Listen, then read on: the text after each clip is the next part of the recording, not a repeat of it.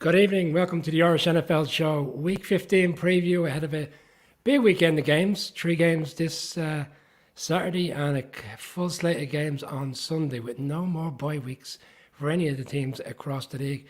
As always, the Irish NFL show is presented by Cassidy Travel. Cassidy Travel, who are now already planning ahead for the next season. We haven't even got to the playoffs and they're already planning for next season. You can now pre-register all your information, all your interests, whatever team you want to go see with Cassidy Travel. The link will be in the bio after this show. And throughout the course of the weekend, we will be making that information aware across all of our social media platforms. Colm is here tonight. We are down to just the two of us. Colm, unfortunately, Calla is unavailable. Mark is caught up with business needs this evening. Big slate of games. Your initial thoughts ahead of this weekend?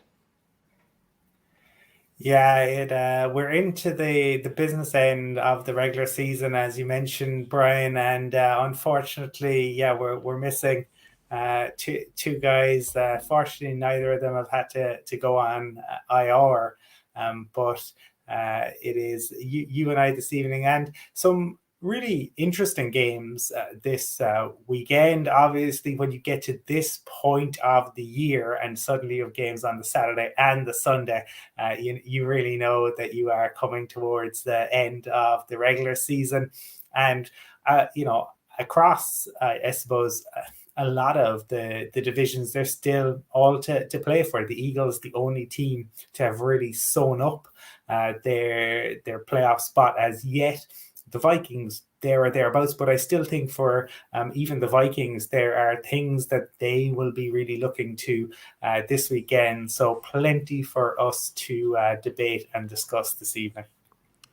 One team who can book their place to the dance, as you like to call it, Colm, is the San Francisco 49ers. They are playing later this evening against the Seattle Seahawks, NFC West clash. Myself and Mark caught up earlier today. There's a podcast available across all the social media platforms. Wherever you pick up your podcast, it's a good listen, good 15, 20 minutes discussing both teams' form and obviously our picks for the game this evening. It's a big one. But there's bigger ones to come this weekend as well. And as you touched on, Colm, no college games on Saturday, so the NFL using this opportunity to put 3 games on the Saturday slate of games, 6 o'clock, all live in Sky Sports, 6 o'clock game.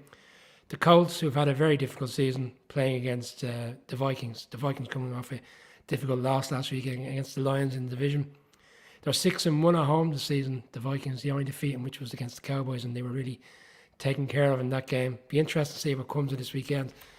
I look at this Vikings defense in this game, Colm, and the 7 of the last 8 quarterbacks they played have put up over 300 plus yards, 15 touchdowns in this time. For a team that's right now battling potentially with the 49ers for that second seed, and they can wrap up the division with a win in this game against the Cowboys, or sorry, not against the Cowboys, against the Colts, who were essentially are playing for nothing under Jeff Saturday. But yet the question marks are there. We've seen all the kind of information coming out around the points scored, and you compare it to the teams that are going to the playoffs, and the Vikings are way down the pecking order. But yet they've won all these games at home by 1 score. They find ways to win all these games. They've had some difficult games, and we had Michael Lombardi on, and he said every team that's gone on the airplane leaving Minnesota will feel like they really should have won that game. But yeah, here they are, division division there for them this weekend, and potentially an opportunity to get ahead of them, continue ahead of the 49ers. And they're going up against the Colts team. Matt Ryan hasn't thrown for over 245 yards since week 6. So it's not like they're going to go up against an explosive offense. They've been stuttering. They've been up and down. It's been a difficult season. Everybody thought so much of them. Jonathan Taylor is an interesting one for me because the Vikings defense has regressed against the running game in terms of their own defense. So it'll be interesting to see. I still think the Vikings have more than enough to win this game. I will be picking the Vikings. Mark has also gone with the Vikings. And I think that's by and large is the consensus pick across the board. Interesting to get your thoughts on this one. I think this really is almost a referendum on Ed Dontel, the former Broncos DC. Obviously, was there with Vic Fangio and was Vic Fangio's right hand man for a long time. They play a bend don't break defense, and at times it has come up good for them, but we've seen, especially over the past couple of weeks, the ability of opposing teams to just go up and down the field. I was in Minnesota to see Mac Jones, a guy who, isn't known for, at times maybe the big plays, but he was able to get them against the Vikings. Now, their offense did enough, and we all know what Justin Jefferson and Adam Thielen are capable of. But for me, this really is, can Dontel change the way in which their season is going, because it feels like you can just move the ball at will. And I don't think they could have asked for a better game to try to right the ship. The Colts, as you pointed out, have not been at all explosive. And I know Jeff Saturday says that he wants to continue as a head coach. I don't believe that the Colts will be keeping him on. I don't believe Matt Ryan will be the quarterback of this team next year either. So, as you said, outside of pride, and pride is important in this league, but the Vikings have a lot more to play for. The Vikings should get the win, but really, to me, it's about more the defense showing up, because the offense has gotten the Vikings out of jail more than once this year. The defense had moments, but ultimately they need to show that they can shore it up. Otherwise, they could very well be one and done in the playoffs. What concerns me about the Vikings, in particular the home games, is yes, they're winning the games, the 6-1 record as we called out, but the 6 wins have all been really tight games, and some of them could have went the other way. You kind of get the feel that at some stage they will run out of luck. Not necessarily luck is the right word, but they will get to say where things, the ball doesn't go right for them. There'll be a precarious flag. Something will go against them at home and they will lose a game. Potentially that could be when come the playoffs, if they find themselves playing against a really strong 49ers team, potentially in the playoffs, depending on how it plays out. And the Colts, like they have some good players. It'd be interesting to see how this line plays against a front seven of Vikings, as you said, will look to rebound off a difficult loss, and for defense to rebound off games in which there are down teams to go up and down the field. It'd be interesting to see. The Colts hung around for 3 quarters 2 weeks ago against the Cowboys, and then they got blown out in the 4th quarter 33-0. So it'll be interesting to see how they rebound, having their bye week. Big game, Sky Sports, 6 o'clock. Look, it's a must-have for the Vikings. And I think we're all in lockstep. We all believe the Vikings will find a way to get over the line. Next game, 9:15, AFC North. The Ravens, top of the division right now, albeit with the same record as the Bengals, going into Cleveland. The Browns team, who've won both games at home against divisional rivals. They beat Steelers, they beat the Bengals on the Monday Night Football, and now they have the Ravens. The Ravens, who today have had confirmation that it will be Tyler Huntley starting at quarterback. For me, that was an interesting one. I wanted to see whether it be himself or Anthony Brown. And I was kind of reviewing the game last weekend for the Ravens team. Once they got the win, a lot of it was down to the miscalculations, and you called it out on Monday's show, of Mitch Trubisky with the 3 interceptions, and 3 critical interceptions, all of which were close to the red zone. 2 of which actually were intercepted in the red zone, one around the 27-yard line. I mean, if you've taken field goals off that game, off those drives, that game changes very quickly, and maybe the Steelers walk away. Again, we saw a game in which, without Lamar Jackson, he hasn't been as convincing lately, but they weren't convincing against the Broncos in the second half. They weren't convincing when they had Lamar Jackson playing against the Panthers a few weeks ago. They weren't convincing offensively when they lost that game against the Jags in Jacksonville. And they're going up against a Browns team that have been on the road for the past 2 weeks. Deshaun Watson has only shown 1 touchdown in his first 2 games. Kind of expected that. He hasn't played a game in the bones of 2 to 3 years. So it has been rusty. But I actually think the Browns will find a way to win this game. I was just looking at the stats again. The Ravens, 26 against the run. The 21st in yards attempt. And sorry, they're very low down on passing. I think this is a game that the Browns can win. I really do. I think the Ravens' offense is stuttering. I think the Browns, with nothing to play for but pride, will look to win this game. And I could see a shock on the cards, and this could be the one that derails the Ravens' opportunity to win this division. Yeah, I can see a lot of sense in what you're saying, because, Lamar Jackson is so fundamental to what the Ravens do. And, it feels somewhat similar to last year, where the fewer injuries, they got off to a better start, but ultimately, as Lamar misses games towards the end of the season, the wheels come off a little bit. And yeah, I think better teams than the Broncos and the Steelers would have taken advantage of them over the past couple of weeks. I think they got lucky that they came up against two of the more anemic defenses in the league, and against the Steelers, against a QB who was just throwing the ball away for fun. The worry for the Browns, you've pointed out to the offensive rustiness due to suspension of Deshaun Watson, and I still think there'll be plenty said in the offseason about Deshaun, but the passing game coordinator and the DB's coach came out, Jeff Howard, and he said it was a tough adjustment against the Bengals when T. Higgins and Tyler Boyd left early. He wasn't sure if they were going to come back, and they had planned all week to face 3 wide receivers, not just Jamar Chase. Now, if that isn't one of the most baffling comments that I have heard a coordinator come out with, or a coach, it was more difficult to play just against Jamar Chase rather than the trio of obviously excellent receivers that the Bengals have.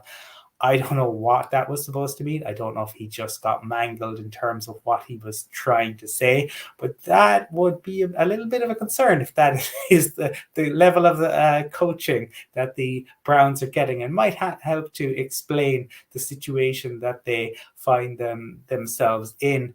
I think this will be a real kind of ding-dong, knockdown, drag-out battle between two divisional rivals who don't like each other very much.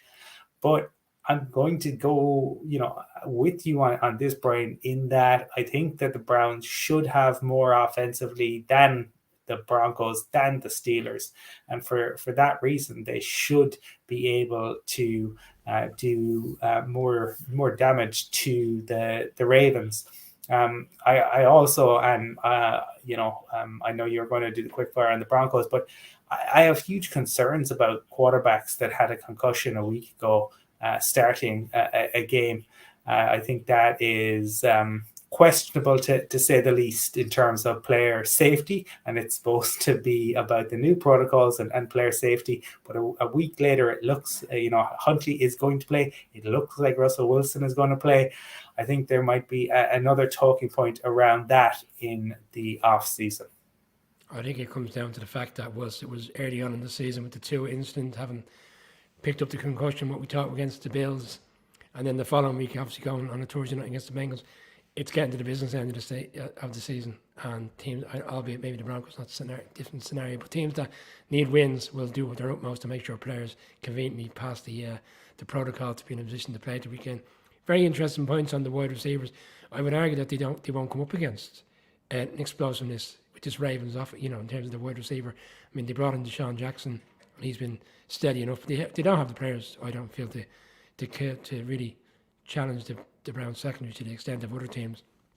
So it'll be interesting to see how that goes. And when you've got Chubb and you've got Hunt, you've got players there that you can rely on from a run game perspective if it gets into the a game where the adverse weather conditions lends a hand to the run. J.K. Dobbins came back for the Ravens last week, over 100 yards, and they really relied on him to get them over the line and get the win. But he, again, as openly said, he wasn't fully fit in that game, but they needed all hands on deck. So big win last week. It's going to be a big, intriguing game. They've got to win, bearing in mind that the Bengals are lockstep with them in the division, and obviously they've got a big game later on Sunday against the Bucs on the road. Third game, this is probably arguably the game of the weekend, but certainly the game on Saturday, 1:15 a.m. The late game. They fit this in nicely, surprisingly in a way, bearing in mind that the Dolphins only played Sunday night, that they're been asked to play again in a big one on a Saturday night. But you've got the Dolphins going into the Bills. AFC's clash. The Dolphins have kind of come off the rails slightly over the past few weeks. We picked them against the 49ers. We picked them to kind of get back on track last weekend against the Chargers. It hasn't materialised. Going up against the Bills team that over the past 3 weeks have kind of got things back on the show, back on the road. No interceptions. They're fourth in the league in terms of giveaways, turnovers. But yet the last 3 weeks they haven't turned the ball over once, and that's reflective in the results. We felt at the time Josh Allen was going to try to do more to win the games rather than playing his normal game, and he was throwing needless interceptions. And the ones against the Vikings, we saw the ones against the Jets, but he's kind of rectified that over the past few weeks. We're They were heavily reliant on him last week. The weather conditions again for this game are going to be very similar to what we saw with the Jets. So Mike McDaniel this week wearing T-shirts saying cold weather doesn't bother him. And, it's all well and good wearing the T-shirt. Let's see how he is come Saturday night. Tua has already reflected on the cold conditions that he had when he played in Alabama. I reflect on what Michael Lombardi said last weekend. He said it numerous times around. If you look back at Tua's performance last year when they went into Tennessee this time of year, adverse weather conditions, a game which they needed to win to get into the playoffs, he couldn't get it done. He couldn't deal with cold weather. It'd be interesting to see how he does on Saturday night. And I look at the players for this week for the Dolphins. Terran Armstead hasn't really practiced much. Key component on their offensive line. Jeff Wilson has a hip injury, running back again, really relied on. And obviously Tyreek Hill, everything goes through him, and he's been limited all week with concerns around an ankle injury. You wonder how banged up they are. And maybe the season is catching up on them offensively because they haven't really looked the same the past 2 weeks, with the exception of maybe 2 explosive plays in that 49ers game, one to Tyreek Hill and obviously the open play of the game. For me, it's the Bills. It has to be the Bills. The Bills know that this is crucial. Like we spoke about it earlier on in the season when they played the Chiefs. How important it is to make sure that they're the number one seed come the playoffs. We saw what they did last year against the Patriots, and then obviously they went on the road. If it's in Orchard Park throughout the course of the playoffs, it'd be very hard to see who will beat them. I don't see the Dolphins overturning this losing streak that they're on this weekend. I think the Bills will do more than enough to win this game. Yeah, Brian, when the schedule comes out, my feelings. You play everyone who's on your schedule when you play them, and to an extent, sometimes what can seem like a really tough back end of the season doesn't always end up that way. But in this instance, in fairness to the Dolphins, the third road game on the trot, having played the 49ers and the Chargers and essentially staying in California and now traveling all the way north. So really tough to have had kind of those games. If they had weeks in between, it might be very different. I liked Mike McDaniel wearing the T-shirt because I think he's trying to get into his players' heads, because a lot of people will be saying ultimately that this is all, it's going to suit Buffalo. They're much more used to the conditions, and Tua doesn't like playing in cold weather, and all that sort of stuff. I mean, you look at it, and obviously to me, the Bills, I had said that I expected them to go to the Super Bowl, and at times they have looked incredible. Losing Von Miller is a huge blow, but I think particularly when it comes to the playoffs. But this is the sort of game where they really would have loved to have Von as well, going up against a Dolphins team, to have that extra person on the edge. I think that the Dolphins will probably could surprise people in the level of their performance, and I think Mike McDaniel will have them up for it. But I think that a snow game, the third away game in a row, and having played on the Monday night, it's just too big an ask for me. And for that reason, I expect the Bills to win it out, and to kind of further cement their grip on the division. But I do think the Dolphins will maybe put in a better performance than some people are thinking. A lot of comments on this from Colin. I just might throw a few up. Keith, valid point, concerned about how Tua will do, bearing in mind how difficult Mike White found it last week. Does it frozen fish, Bills win? That sums it up. Weather conditions. And then will Eric Fisher play right tackle again, to touch on the fact that they're already struggling with the offensive line? That's an interesting one to see how that plays out. It doesn't get any tougher for the Dolphins. They've got to go to the Patriots, and they close out. They've got the Packers. Sorry, they got the Packers Christmas Day. They've got the Jets at home, final day of the season. But in between that, they've got to go back up to Foxborough as well. So you touched on the schedule. They've got to play each other twice, but at the same time, you have to ask the question, how they could manage to end up with so many road games towards the back end of the season. Big game, interesting to see. As I said, the Bills got to win it looks like the Chiefs have shall we say, a very handy one. We'll come to that shortly. I think that one's in the quick four, and probably rightly so, bearing in mind who the opponent is. The next game, this actually is an intriguing one because for a long time this looked like this was going to be a nothing game.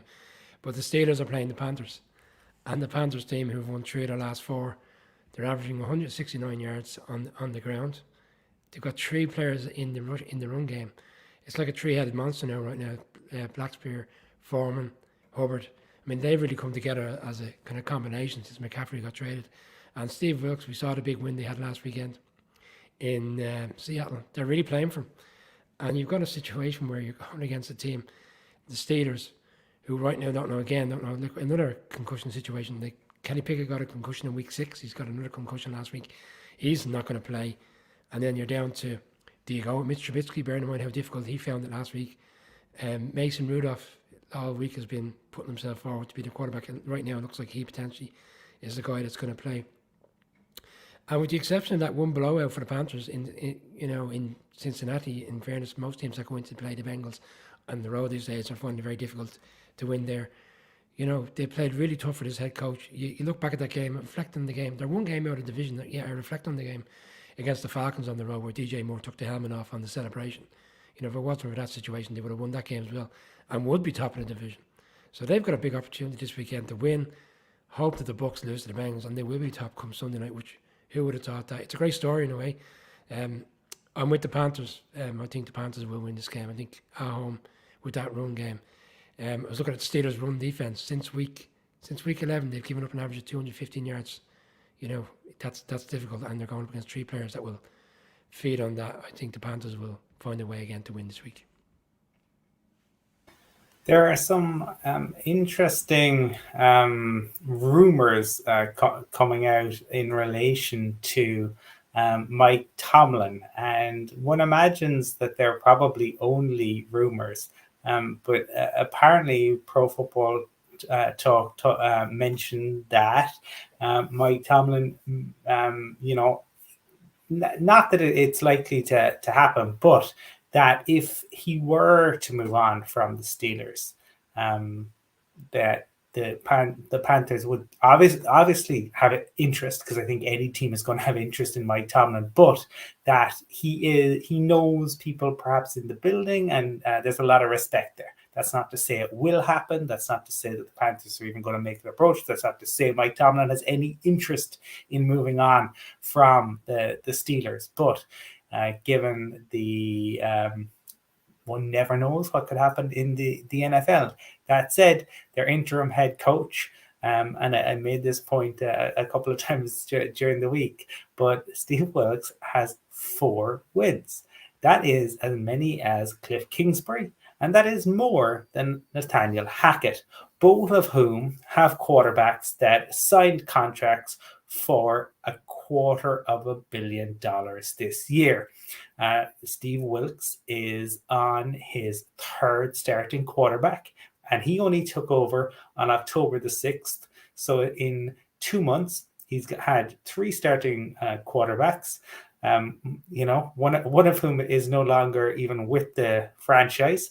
His best player was traded away in Christian McCaffrey and Robbie Anderson. And yeah, absolutely, you can ask all sorts of questions about Robbie Anderson. But going into the season, a lot of people were high on Robbie Anderson. He forced his way out and obviously left them short. So I think kudos to Steve Wilkes and the job that he is doing. There's also the fact that they basically cleared out the entirety of the coaching staff because they wanted to move on from the Matt Rhule era. So a lot of talk sometimes during the season, there's no point in moving on from a head coach. What difference will it make? Well, it has made all the difference in the world to the Carolina Panthers. I think that, again, look, Mike Tomlin will have his team up for it, but I just don't believe that in Mitchell Trubisky. And I think that the Panthers can do this. They can get the win. They can keep it going. And ultimately, Wilkes could end up with more wins than Cliff Kingsbury, given that the Cardinals sacked Steve Wilkes. That would be, I think, raise a wry smile on his face. And unfortunately for Mike Tomlin, he in my mind, moves further away from maintaining that record of 500 or better. Stephen Me says Sam Darnold still sucks, but the reality is Sam Darnold has come back from his injury and has won 2 games in a row, and he's gone for 3 games in a row, and he's right now he looks like a fresh quarterback. He's come in at the right time to kind of steady the ship and keep this team moving. He had quite a good game last weekend in Seattle. He's quite a lot more mobile than some people give him credit for. So yeah, I think it's a big game. I hadn't heard that Mike Tomlin story. That's a very intriguing one. That's one certainly to watch over the course of the next few weeks. I think the players, as you've touched on, it's very evident that they're all playing for this interim head coach. And the Anderson now might reflect on the situation. He's ended up in Arizona, which isn't, let's be fair, it isn't the best situation at the moment. Bearing in mind, Conor Murray, the head coach, under pressure, and now the general manager has to step away for health reasons. He might be wishing he didn't be so heavy on the sideline that day and look for the trade, which was essentially done immediately after the game. I think within 24 hours he was traded for Buttons to the Cardinals. Maybe he wished he was still there, giving them an opportunity, because he may end up seeing this team in the playoffs. Game 5, big one. NFC East, Cowboys going into Jacksonville to play the Jags, the up and down Jags, because every time you think this Jacksonville team are getting on a run, they go and lose a game. We had a few weeks ago where we felt after beating the Ravens they'd go in and beat the Detroit Lions. That didn't materialise. They got their doors blown off them. In fairness, against the Lions, offense has been very explosive. And they're hosting the Cowboys. The Cowboys coming off a game that I could only put down to complacency. We touched on it on Monday. The whole conversation, how the players were reacting to watching the footage last week in the lead up to the game. It was a given that they were going to go and win. They got over the line. We see it in NFL games. Every season, there's always a game where the expectation is that team who are very poor will get the doors blown off them. It didn't materialise. They still won the game. Trevor Lawrence, since week 9, he's been fantastic. He's thrown 10 touchdowns. He's 71% completion rate in every game.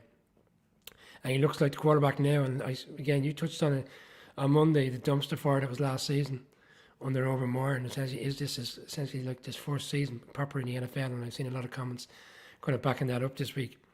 But what worries me with this Jags team is every time you think they're going to get on a roll, they just find ways to lose games. And they've lost some games this season at home in particular where by 1 score. And I think there's a mismatch here, offensive line going up against the likes of Micah Parsons, Demarcus Lawrence. They're going to be in for a tough day. And I think the Cowboys, after last week's nearly game, shall we call it, where they looked like they were going to lose for large parts only to get over the line, they'll be kind of back in gear this weekend and will find a way to get over the line and get this done. The Jags D, once they've been playing reasonably well, have struggled against the rush, and you've got Pollard and Elliott. And once Elliott isn't having the greatest season, he's a nice complementary back to Pollard, who's really starting to express and show himself as the number 1 back that a lot of Cowboys fans felt he was going into the season. Derrick Henry last week, for large parts of the game, put up huge numbers on the Jags D. They slowed them down the second half when they took over the game, but I find it hard to see how they can stop this Cowboys offense if they're on their game. So for me, it's a Cowboys win.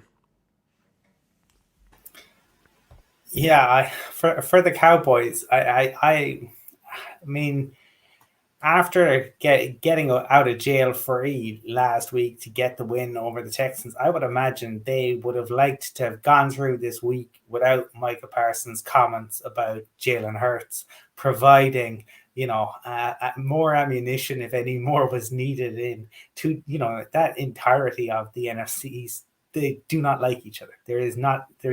All 4 teams really dislike each other, and I just think if I'm the head coach, if you're Mike McCarthy or Dan Quinn, you have to think, what did you go and do that for? There was no need for it, especially when Hurts just absolutely dodged it when he was asked about it. And I see Parsons out there in front of the media today trying to walk it back and trying to downplay it. So they certainly could have done without it. For the Jags, it's an enormous test. But the Cowboys, to me, if the Cowboys need to play significantly better than they did last year, because this Jags team is a decent team. They're still missing pieces, certainly, and they're still a work in progress. But they have something to play for, right? I mean, it's not beyond the realms of possibility that they could win the division? Unlikely, absolutely. But they will feel that, who knows what might happen. And Trevor Lawrence continues to improve. I saw that he said that losing the game to the Broncos was what flipped the switch. I don't know if that's because he felt like he lost to such a bad team, but that's what he said ultimately flipped the switch for him. Look, this should be the case that the Cowboys have enough to take care of business. I think it would be a great story if the Jags were to win it.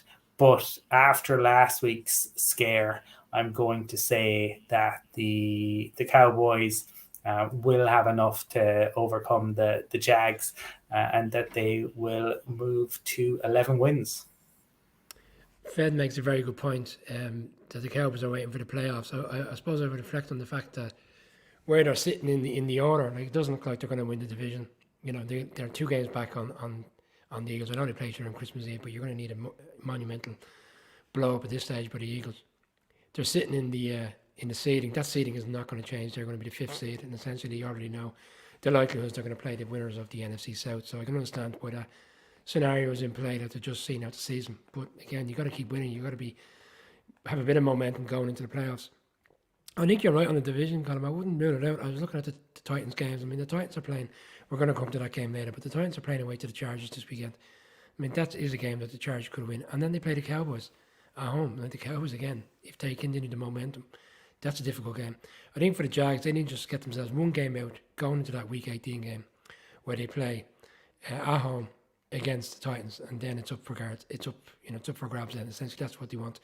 So it looks difficult right now because I think the game's back, but with the schedule the way it is, it's not against the realms of possibility. But it has to start with this weekend. They've got to win this game, and it's a really big ask. They're playing against one of the better sides who have aspirations to be going deep into the playoffs, if not making the Super Bowl. So big game, one of the better games for the weekend. So it'll be interesting to see how it goes. I think we're all leaning Cowboys, but would it surprise me if the Jags win? It would not. So big one. Next one. This is probably the big one of the weekend, certainly for wildcard placings in both the NFC and the AFC.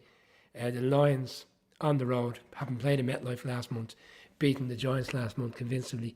Probably won't have it as easy as they did last month, going up against a really solid defense. Towards 6th ranked defense in the NFL this season, the New York Jets. The Jets have kind of lost the last 2 games. They're 7-6.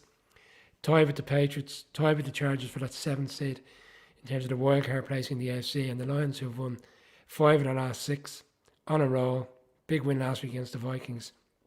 They got to maintain this winning streak to keep their dreams alive and making the playoffs and getting that 7th seed. It's a tough one. I'll let you go first on this one, Colin.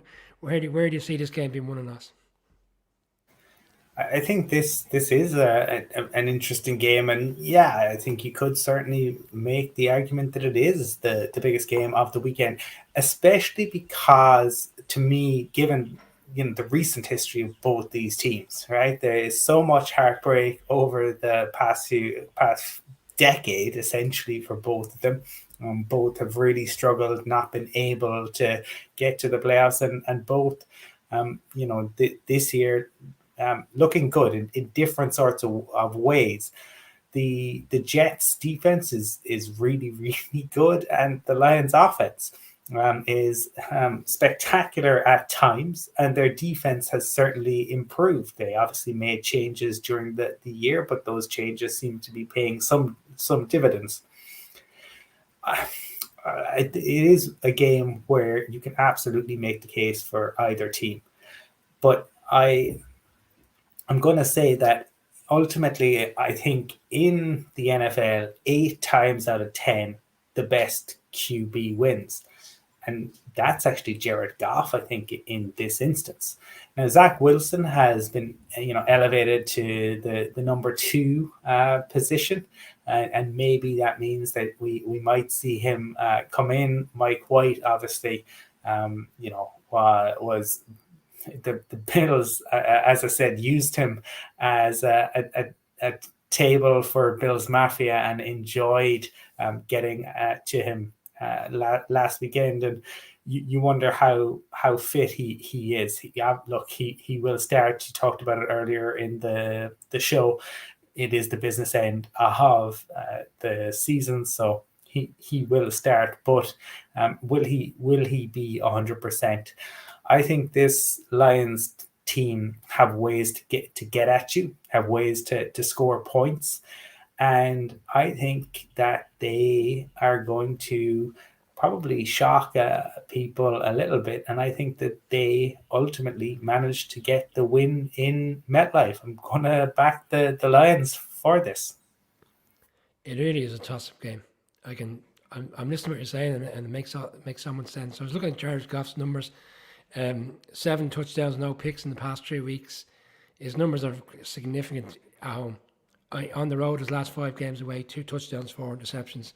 Going up against the third fewest yards in terms of defense this season. So can they stop him from being in a position to throw the ball around all day? Certainly can, with the secondary playing so well and the front 7.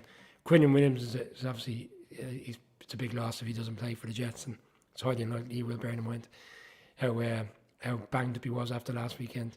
And Mike White, he's going to come back and play in this game. And as well as the Lions have been playing, and the defense has improved, they're still giving up an average of 394 yards to quarterbacks. And Mike White, in fairness, on his day, can throw the ball around. Bearing in mind he lost in Minnesota 2 weeks ago, he still had some huge numbers. And he did reasonably well last week against a strong Bills defense. I'm going to side with the Jets. I think this is one of those games. Like, the Jets need this one. They both need it, but the Jets in particular, bearing in mind the other 2 teams are all vying for the 7th seed. It's going to be similar weather conditions, they say, to what's going to be in Buffalo on Saturday night. I think that's the kind of game the Jets will thrive on. I think the Jets defense will find a way to shut down the Lions and just do enough to get over the line. But again, I could see an argument as to why the Lions win. Marcus picked the Lions, you've picked the Lions. I'll side with the Jets in this game. Maybe my heart is ruling my head here because I need the Lions to lose this game. But no, I think the Jets will get over the last 2 defeats and find a way to win this game on Sunday. But again, as you said, it is arguably the biggest game of the weekend in a game where both sides really need the victory. Quick fire round next. Start off with yourself.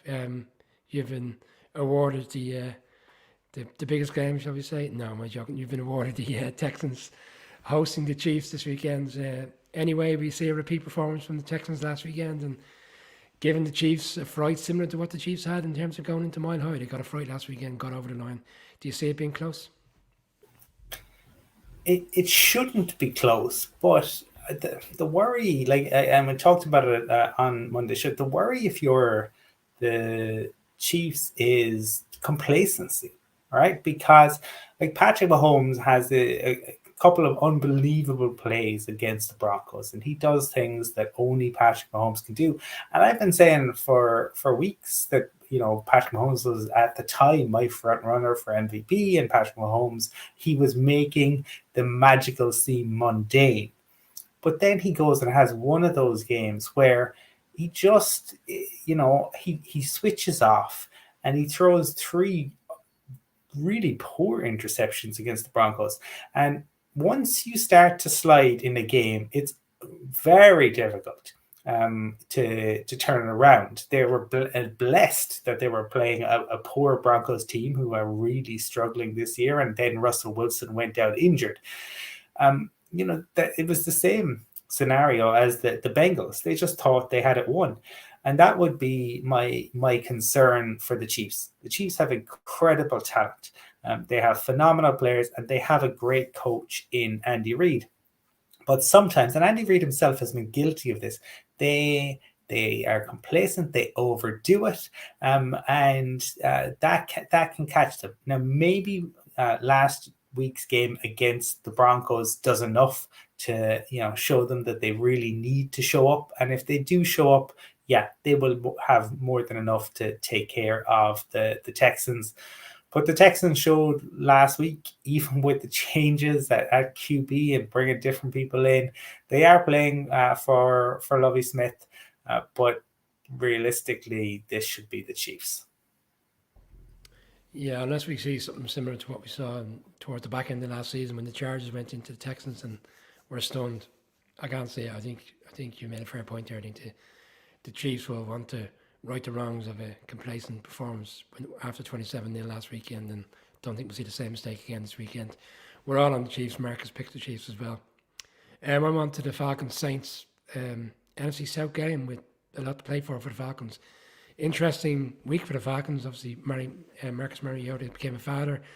Then it was the confirmation that he was having a knee operation. I don't know if that's a convenience thing to allow him to go off and do a bit of parenthood for the early stages of a baby. But he's gone. It's the Desmond Ridder game now. He's the quarterback. He's the starting quarterback. The Falcons have been very, I suppose, steadfast all week saying it didn't matter whether Mariota went off with this injury or not. He was going to start. He's the quarterback now.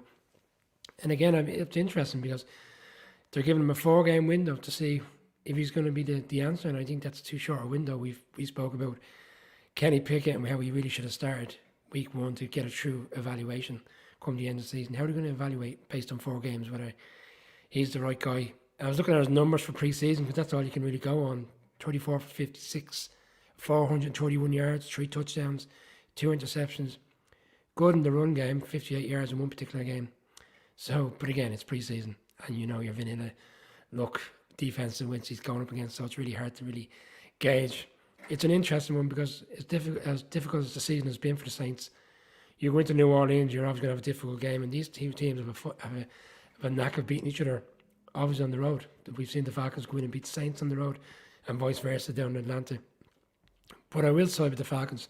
Excuse me, I think they've still got a bit to play for. The division, look, if they lose this weekend, it's gone, but there's still an opportunity there. They are 2 games back, but if things were to go their way this weekend, they could be back in the mix. The Saints have very little to play for. Andy Dalton starting again, he hasn't been convincing. I think the only marquee game you could argue that they've had this season at home was when they blew the Raiders out. But with the exception of that game, there has been very little highlights for them. They really should have beaten the Bucs 2 weeks ago. They gave that game away. I'm going to side with the Falcons. I'm going to go with the Saints. To cause the upset. I think that they need this. The city needs this, and for that reason, and because the defense is their strongest point, and a rookie making his debut, I suppose, in the dome. It's a very, very tough place, and I'm going to say the Saints get the win in this. Okay. Last 6 o'clock game, I'm going to give it to you. The Eagles going up against the Bears team coming off their bye week. 2 quarterbacks for a lot of similarities in terms of how they started their career. You saw Jalen Hurts last year. In terms of how effective he was in the run game. We've seen Justin Fields over the past 4 to 5 weeks how they've reevaluated the quarterback position there and changed the offense to suit his skill set. It's an interesting game. You'd expect the Eagles to have more than enough, but the Bears have played really well offensively. Interesting to see if they can put up the numbers which they've been doing over the past few weeks against this Eagles defense. Yeah, and look, it's been, I think we've already talked about the Micah Parsons comments. Dan Orlovsky says Jalen Hurts took the biggest jump that he has ever seen. And I don't know if you saw the response to that. I just think Jalen Hurts is just so measured. I know even if you don't like the Eagles, the guy just conducts himself so well, and he goes about his business so well. But you talked about just Justin Fields. Yeah, he's had an immense few weeks, and he was back today as a full participant. But he is going against a defense that is first in the NFL in sacks, first in the NFL in takeaways, first in interceptions, first in opponents' yards per play, first in opponents' yard per pass attempt, first in opponents' passing yards allowed, first in opponents' passer rating. The Eagles are serious business on both sides of the football. And for Justin Fields, it's going to be a big test. Look, we know he can use his feet. He's very effective, and at times he's shown his ability to throw the ball. He's been really, really good. Ultimately, I said it weeks ago, the best outcome for the Bears is to score 25 plus points every game, but ultimately just come up short. I think this could well be a similar sort of outcome in this. And for me, the Eagles should get the victory. Yeah, I was talking to a few Bears fans this week, and I've seen some similar comments come in there, on the show, and it's very much, let's play well, but let's not win, because right now we've got the second pick in the draft, and if they don't need a quarterback, there might be some hungry quarterback teams looking to trade up, and they might walk away with a king's ransom come April when Kansas City hosts the draft. Yeah, look, I agree. I think the Eagles will. I think the Bears might hang around a little bit longer than people think, but I think ultimately the Eagles will win this and obviously look to lock up the number one seed. We're into the 9 o'clock slate of games now, so I'm going to start with it. And this is a juicy one, isn't it? The Cardinals going into Denver to play the Broncos. The Cardinals without Kyler Murray, who's torn his ACL this week. GM has had to step away for health reasons, and I think Cliff Kingsbury, to be honest, is on his last legs as head coach. I'd be surprised if he's still there, despite that big contract in which he got the last offseason. They're going to start with Colt McCoy, 1 touchdown, 3 picks in his last few games. Russell Wilson is trending to play, if I'm right, judging by what I've seen in the reports this week. As you said earlier on, it's amazing how concussion protocols seem to go by the wayside when the team wants a quarterback to start. Look, Arizona have got some really good players, but they're lacking right now. We saw it Monday night. They turned the ball over twice in the last 3 games. And they're going up against the defense in Denver. And once the season has been difficult, they're going up against the 7th best defense in the league. And I think it's going to be a long day for the Cardinals. I think this game is probably finally one of the games in which we will see the Broncos get over the line, relying more so on their defense. But we did see a glimmer of light with Judy last weekend. There's 3 touchdowns. It'll be interesting to see if they can keep up that level of performance. It could be inconsistent, who knows? But I think that defense of Denver will do more than enough to stop this Cards team, and I think we'll see the Broncos walking away Sunday with a victory. Yeah, there are no excuses for Denver. They've got to go out and win this. I like the way you said there's no more excuses. I think you might have said that earlier in the season about certain games, but this weekend, bearing in mind the level of quarterback play they're going up against and how strong their defense is, they should be winning this game. Back into the big ones now, the ones that really mattered. The Pats and the Raiders, interesting one.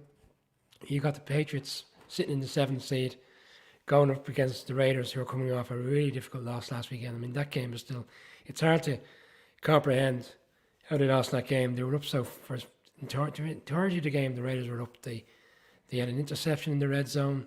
It looked like the game was put away.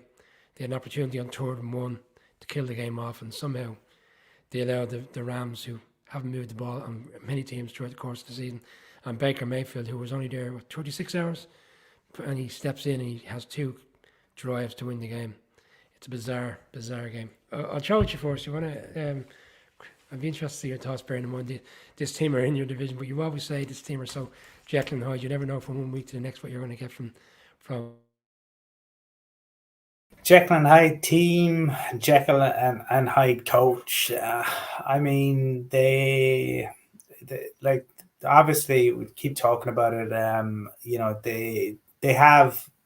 They've been decimated by injuries at times, but you would have to say the way in which they have found ways to lose is staggering. They just cannot seem to get out of their own way at times. And I don't know what they're going to do in the off season, because certainly, and I think I would give some credence to the rumors that they probably can't afford to fire Josh McDaniels.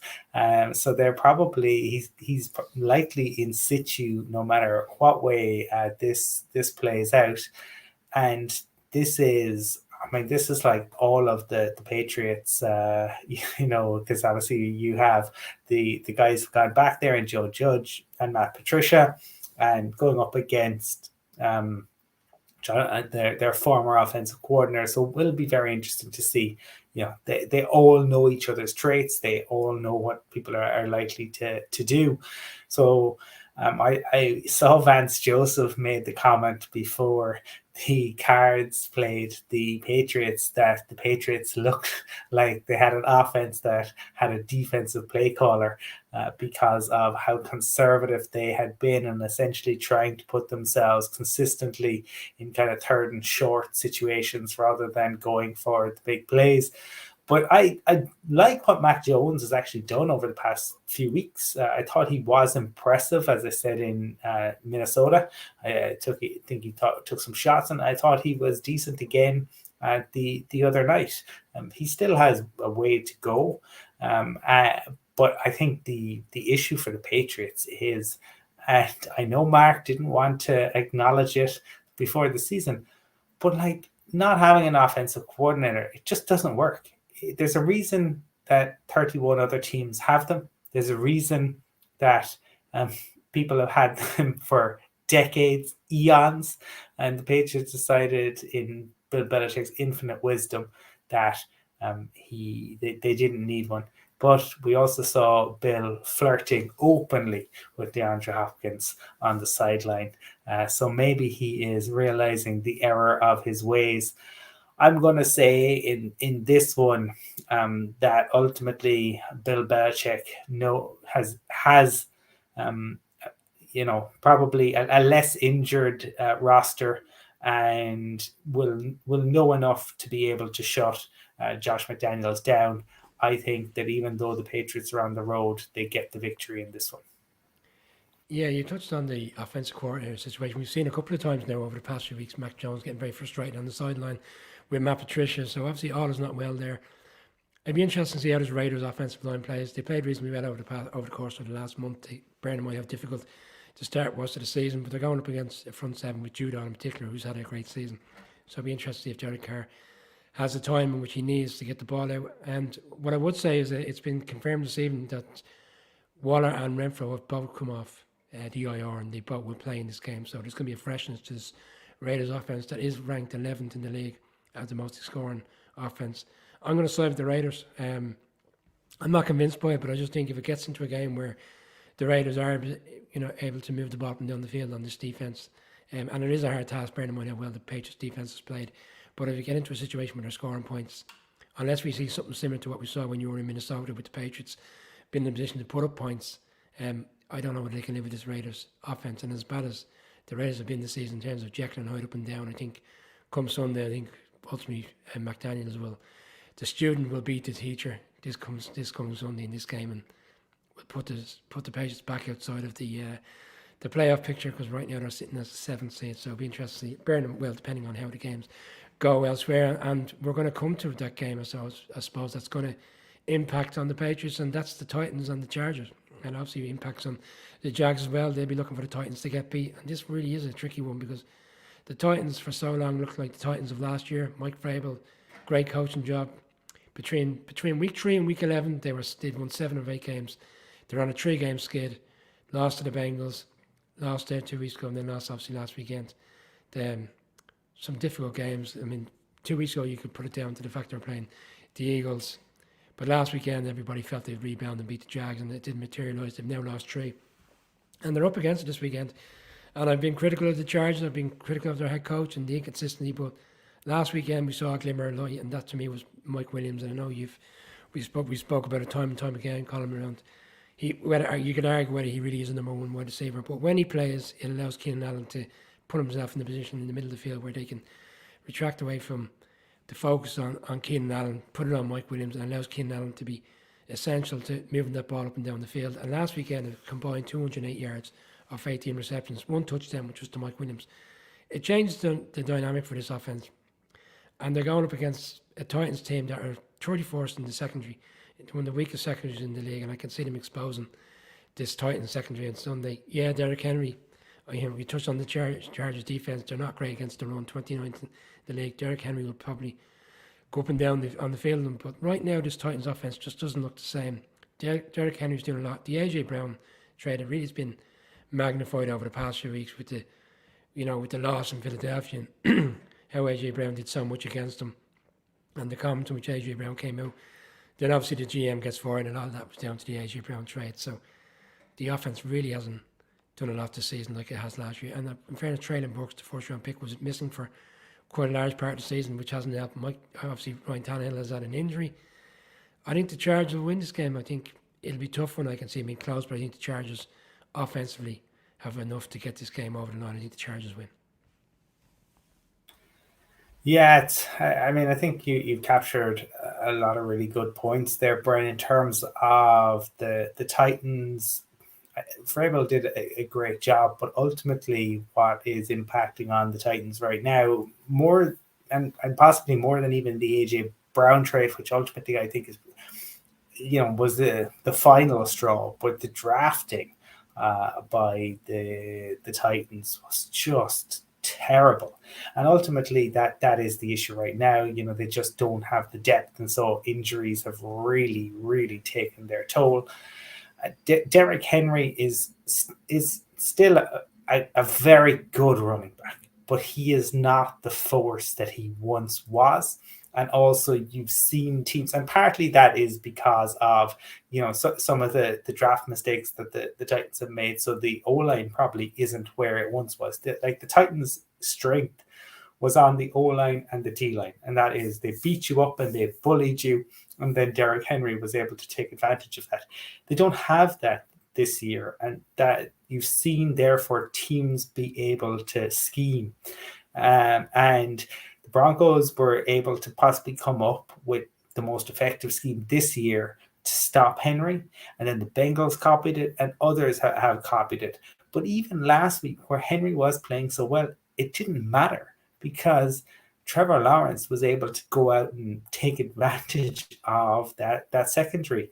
And I think that is a concern. And yeah, I have and remain critical of the Chargers receiving core. And Mike Williams is a good wide receiver, but Mike Williams isn't an elite wide receiver. I just don't think the Chargers have an elite wide receiver there. I think they have some very good ones. And yeah, he definitely makes a difference when he's there because you have him and Keenan Allen. But I think you probably two good, very good wide receivers, but just not the elite wide receiver that can change everything when you have somebody like that, when you have a Tyreek Hill, when you have an AJ Brown, when you have a game changer, especially when you have somebody with Herbert's arm and the ability to go deep. I mean, if they really had a deep threat, or they really had somebody that could burn you on the outside and go up and get the ball. Mike Williams can go up and get it, but I don't know if he's really going to burn you.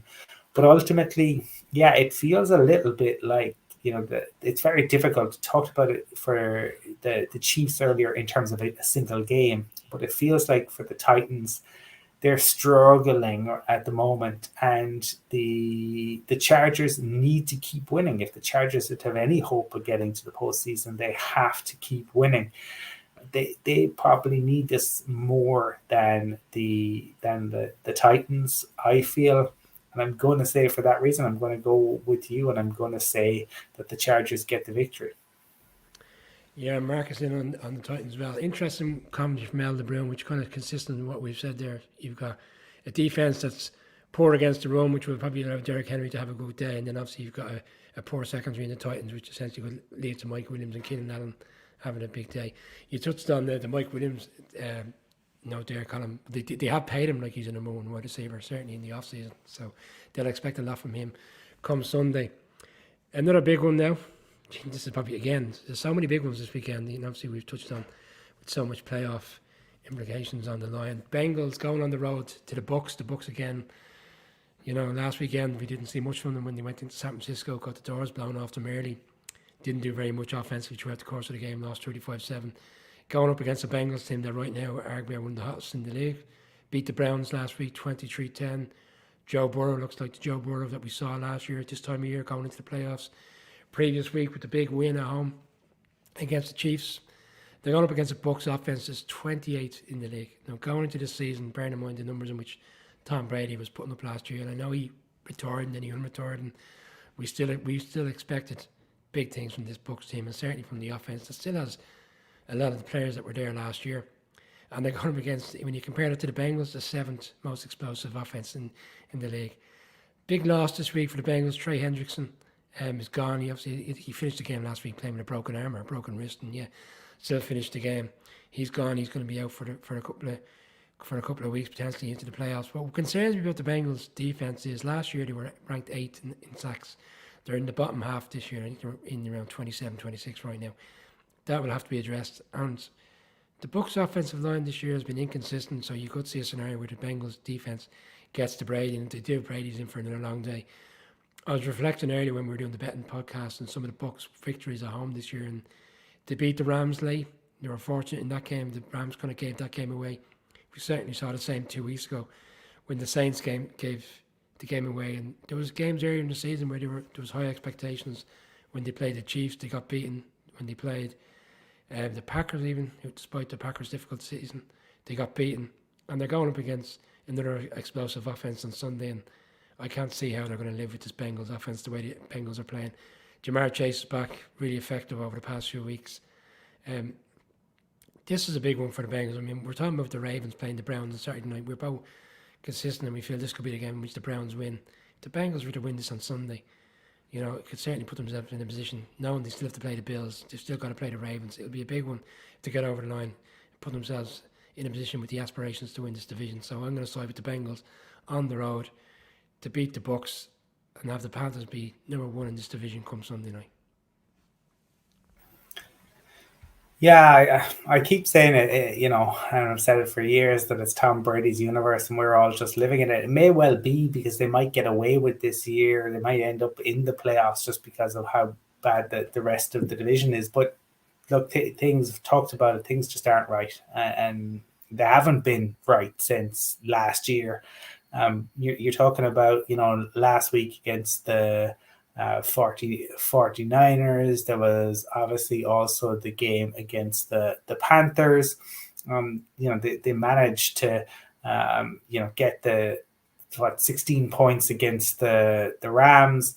Like this is a Bucks offense that just is really struggling, and part of that, and it may, is the fact that the run is just non-existent. It really, and earlier in the year they tried to get it going, and they were just handing the ball off. But the issue is, I think against this Bengals defense, DJ Reader is having a monster year, and he was one of the reasons why they were kind of so effective against the Browns. And I just think it's too much to ask Brady to just go out every week and throw the ball. So to me, Burrow and the Bengals are finding form at the right time. Nobody is going to want to play them. And, it is, Trey Hendrickson is certainly a loss, particularly that ability to put Brady under pressure. Nobody likes that. No matter what job you're in the world, you don't like to be put under pressure, but least of all a quarterback. So that won't help. And the Bucks are scrapping. So I imagine this could end up being a title battle, but I believe the level that Burrow is playing at is as good as anybody else, if not better right now than anybody else in the league. I think it's, probably him, for me, him, Hurts and Mahomes. Mahomes has that complacency issue that he just needs to sort out. Mahomes can do things that nobody else can as well. But Burrow is just brilliant. And I think that Burrow and the Bengals will get the win on Sunday. Yeah, full house in this one. Marcus also siding with the Bengals. So that brings us to the last game of Sunday. I don't know whether we're saving the best to the last, but it's certainly a big game. It's been flexed into Sunday Night Football. Two teams that know each other very well, played each other 2 weeks. The game finished in a tie. It's a rarity we get NFL ties, and both teams just couldn't find a way to move the ball in overtime to get the win.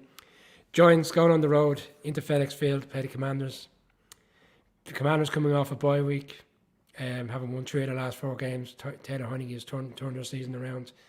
Their defense has turned the season around. In fairness, Ron Rivera has turned the season around ever since his rant in Chicago after that poor Thursday night game. Things have changed so much against the Giants team that have lost 3 of the last 4 games. Saquon Barkley has regressed over the course of the last 4 games. He hasn't rushed for more than 63 yards against a Commanders team that are 9th against the run. And we spoke time and time again about how the Giants were so effective earlier in the season, which essentially was to have Barkley do his thing, complementary football with Daniel Jones also rushing the ball, and then wide receivers getting in the position to take the receptions and keep the drives moving. The defense at the start of the season was playing really well. The secondary has been banged up with injuries. I mean, Dory Jackson is the number one corner, he's out. The number one safety, and McKinney's out. There's so many players missing on the defence. It's kind of been reflective of how poorly they played over the past few weeks. And you'd imagine Scott Turner, the Commanders' offensive coordinator, will look to run the ball with Brian Robinson and Antonio Gibson, because right now the Giants' defence, in terms of the run defence, has been very poor over the past 4 weeks as well. I mean, this all points to a Commanders' victory. They're coming off the bye week. They played the Giants 2 weeks ago, and here they are playing the Giants again. Again, we're talking about scheduling quirks earlier on in the show. This is another one. Brian David over this week has got a lot of negative press, and bearing in mind how good his opening season has been as head coach, and all the kudos he's been getting. This is the first time in which the narrative has changed. He's been continuously talked of in negative manners and reports around how he was ill prepared last weekend to coach against the Eagles, and how the team were reflective of that. The team didn't play as if they were prepared, which I thought was a bit disingenuous, bearing in mind who they're playing. Probably arguably the best team in the NFC, if not the season as a whole. And it doesn't make sense. It should be the Commanders, and I'm not going yet. I actually have a feeling for this game. I genuinely think the Giants are going to win this. Daniel Jones has played his best games of his career in FedEx Field. For some reason, over the 4 years, his numbers have been off the charts when he goes and plays in there. If it wasn't for the exception of a last-second field goal last year in which the Giants jumped offside, they should have won that game. He'd be unbeaten there. For some reason, he finds a way. It's his first time ever playing on Sunday Night Football. I'm going with the Giants to cause the upset. And if they do win, their playoff position goes up 89%. So that's a strong number. So it effectively it's a bit of a playoff feel about it. It's a big game. And I'm going with my heart over my head, but I think the Giants find a way to win on Sunday. Yeah, this is what being a fan is all about. Sometimes is going with your heart rather than your head. I do think criticism of Dable is silly. I think it's probably because he got off to such a good start, and maybe almost too good a start. But they ran into a juggernaut against Philly. I've given the stats earlier in the show about Philly's defense. I mean, Philly's offense is phenomenal as well, and they attack you from all angles. And yeah, the Giants are also dealing with injuries. And I think ultimately the question for the Giants is, and I suppose, Brian, I'm interested in your take at this point of the season. Is Daniel Jones the quarterback of the New York Football Giants to begin the season in September of 2023? I had a similar conversation with two Giants fans this week, and everybody has the same feel. This is the game. This is a make or break game. This is arguably the biggest game the Giants have had in 10 years. Touched on the stats there. If they were to win this game, bearing in mind the way the season could play out for other teams and the permutations, the likelihood is they will make the playoffs. But he's got to perform on Sunday. This is he's never won in a primetime game. I know it's his first Sunday night game, but he's never won on a Thursday. He's never won on a Monday. He needs to right the wrongs of that as well and get over the line. But this is a pressure cooker game. I reflect on what Joe Shane said in the bye week when he was kind of doing the mid-season review, and they asked the question, is Daniel Jones quarterback next year? And he said, we've got 7 games to assess, and after 7 games we'll make that decision. And this is now down to, we're shoehorning into 4 games because they've been so poor over the last 4 games. But this is the type of game he has to go and win. He's got to prove himself in the big games with the big opportunities, with a playoff position on the line to go and win this game. Is he the quarterback next season? Right now, I would say no. I never would have thought I would have said that. Having left the game in London and the following week when they beat the Ravens and when they went in and beat Jacksonville, but something in the back of my head is saying no, because when it was the bye week, the Giants reached out to 2 players to look at contract negotiations, and one of them was Julian Love, who's had a fantastic season and has been playing really well despite the poor years, and the other one was obviously Saquon Barkley. I thought that was very reflective of the fact that they didn't reach out to Daniel Jones people. That to me meant they're still not convinced, and they're going to see how the remainder of the season. It's like, I saw a great message today. What you've learned about Daniel Jones this year is that you've learned you still don't know. Because you still don't know. Maybe we'll know more on Monday if they go out and win this game. And maybe we'll know more if they finally get back on the winning track and get themselves into the playoffs. But right now I have a niggling feeling that he won't be there next year. if you don't know after 4.5 years, I think you probably have your answer. Um, Yeah. If you I, don't know, you'll never know. I think someone said it. I think it can take time, and like the Trevor Lawrence situation, sometimes you have to rough it out for a year before you really know. But ultimately, at the end of year two, you generally have a good idea. And I know a lot of people will talk about Josh Allen, but ultimately Josh Allen led that Bills team to the playoffs in year two. So to me, that is kind of, yeah, it can happen obviously, and we've seen with what's happened with Gino and what happened with Ryan Tannehill, but those are the exceptions rather than the rule. I just think that the Giants. I think this will be a really close game, but I almost feel like the Giants season almost hinged on that last Commanders game, because they should have put it to bed, and had they gone on to win that, I think the momentum possibly could have carried them. But ultimately, not getting over the line in that one, coupled with the injuries, coupled with an already kind of depleted squad. I mean, look, the Kenny Galladay stuff is just a nightmare and a legacy from the last GM. But it means that the roster isn't where they want it to be. And I think that Ron Rivera probably has a bit more to play with, though I think that both of these teams, in my opinion, will both be looking for a quarterback in the off season. I don't think Taylor Heineke is probably the long term answer, but maybe Ron Rivera will think, because of the way he manages to get wins, he will be. I think that the Commanders will get the win on Sunday, but I expect it to be a real kind of ding dong proper divisional matchup. And yeah, it makes sense why the NFL moved it in to the Sunday night slot. So yeah, ultimately the Giants come up just short for me. Yeah, Mark is on the same beat as yourself. He's also selected the Commanders.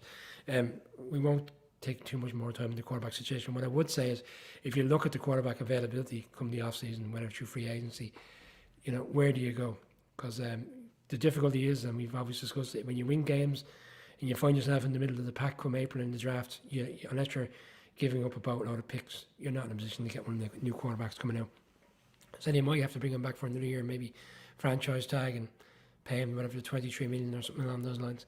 Be interesting to see. I think this Sunday genuinely is going to be telling, because you're talking about momentum there. What they should have got 2 weeks ago. Maybe they can recapture that momentum if they were to win this game, because they still have to play the Colts, potentially an Eagles team in the last weekend of the season that may be resting up. But right now, bearing in mind the permutations, they're suggesting that whoever wins this game on Sunday will only need one more win to make sure they're in the playoffs. So it's a significant game for both teams, and like any NFC East game, I can see it coming down to the fourth quarter, and one team will find a way to get over the line this time, as opposed to 2 weeks ago when it ended in a tie. But look, that's the full slate of games covered.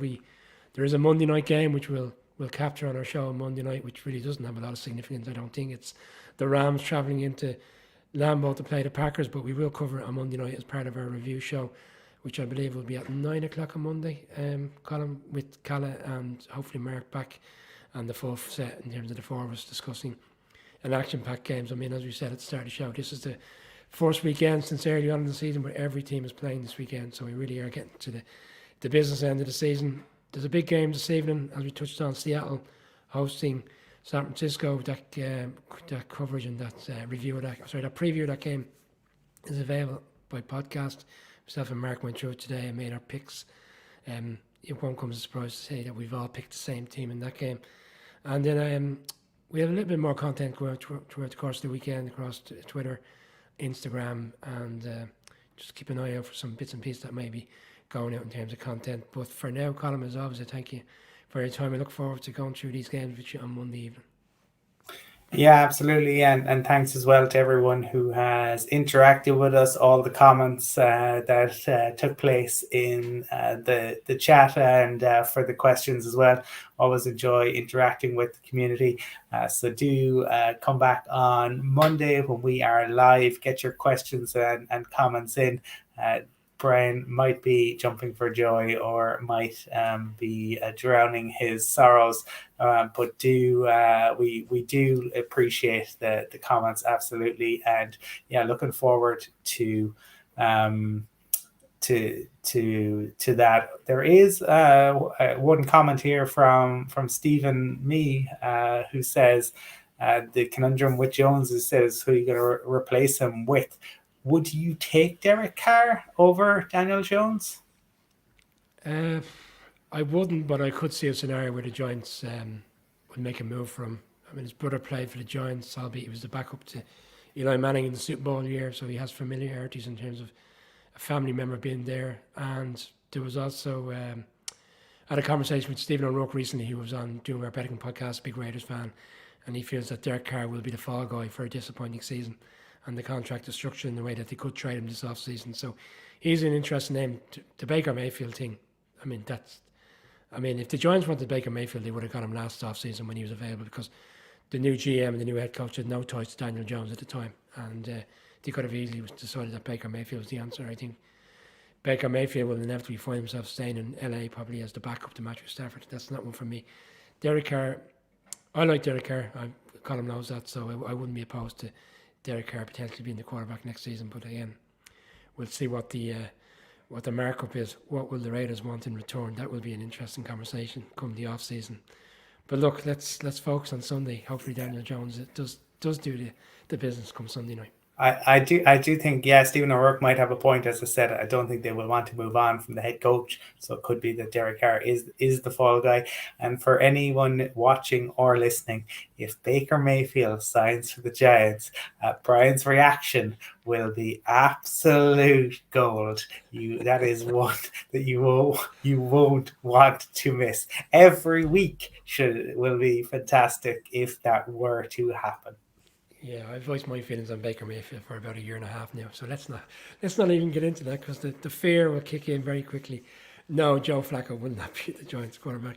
Okay, we need to kill this conversation. Let's get Daniel Jones playing on Sunday, and we'll move on. We'll wrap up. So Monday night, please God, we are here with a Giants victory as opposed to a Commanders victory. But whatever the result is, there's going to be a huge amount to get through, because there really is some interesting games. Bengals, Bucks, Jets, Lions. There's some really good games. Obviously, we've got 3 games on Saturday with playoff scenarios involved there with the Bills and the Dolphins, and obviously then as well with the Ravens playing the Vikings. Some huge games for all fans of the NFL this weekend. So enjoy it all and enjoy the games, and hopefully we'll have some more leading into Christmas Eve and Christmas Day games with huge playoff possibilities for all teams. Okie doke. We'll leave it there, so.